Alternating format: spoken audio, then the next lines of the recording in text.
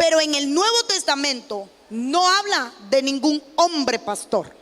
Y aparece también la palabra pastor en el Nuevo Testamento, que es la palabra poimen, que significa apacentador.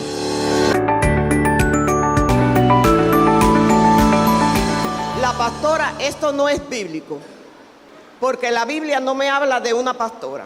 ¿Qué le podía contestar para callar su boca? Facilito. Tampoco habla de ningún pastor. La Biblia no menciona la palabra pastor y el único pastor que reconoce se llama Jesús. Yo soy el buen pastor. La Biblia habla de apóstoles, profetas, evangelistas y maestros. El Nuevo Testamento habla de un solo pastor y es Jesús. No habla ni siquiera del varón.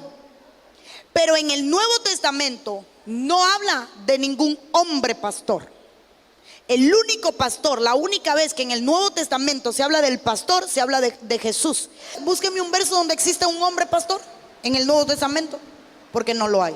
Solo Efesios capítulo 4 versículo 11 y Jesús. Se nombran profetas, pastores, apóstoles, evangelistas, maestros, se habla de los maestros, pero no se reconoce, no se habla, no se registra, no hay un registro de hombres pastores. El ministerio menos mencionado en la Biblia es el pastoral, en el tema de los hombres.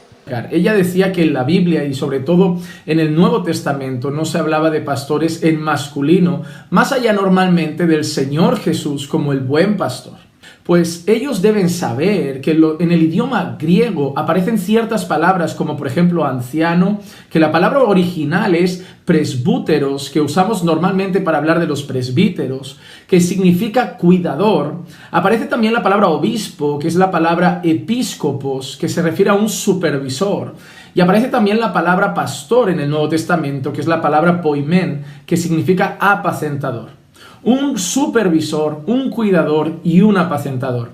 Una función que en el Nuevo Testamento muchas veces vincula a las tres palabras porque hacen un mismo trabajo, que es cuidar de la grey. ¿Dónde podemos ver esto? Primera de Pedro, capítulo 5, versículo 2. Pastoread, apacentad, supervisad, cuidad. Pastoread el rebaño de Dios entre vosotros, velando por él. En ese mismo versículo además aparecen dos de las palabras que hemos mencionado.